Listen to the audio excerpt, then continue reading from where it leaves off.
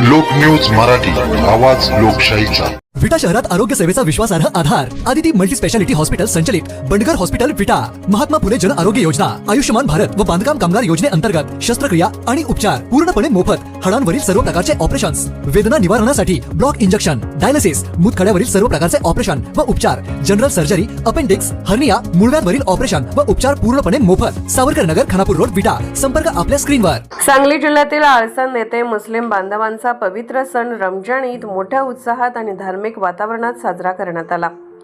रमजान महिन्यात मुस्लिम बांधवांनी महिनाभर रोजे, नमाज आणि अल्लाहची उपासना करून आत्मिक शुद्धी साधली। ईदच्या दिवशी सकाळी गावातील मशिदीतून ईदगाहपर्यंत मुस्लिम बांधवांनी शांततेत आणि शिस्तबद्ध पद्धतीने प्रार्थना यात्रा काढत ईदची नमाज अदा केली।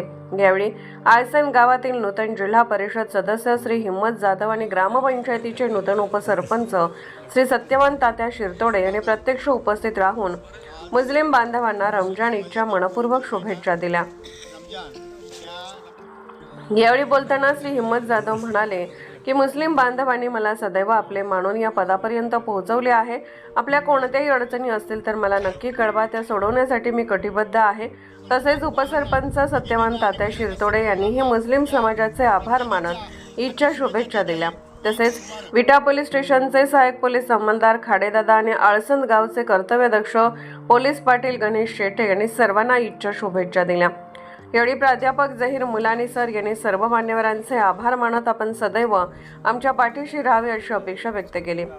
या कार्यक्रमात सुन्नी मुस्लिम जमातचे अध्यक्ष दिलावर मुल्ला, सामाजिक कार्यकर्ते नौशाद शिकलगार, सलीम मुल्ला, दस्तगीर शिकलगार तसेच मुस्लिम समाजातील अनेक प्रतिष्ठित नागरिक मोठ्या संख्येने उपस्थित होते।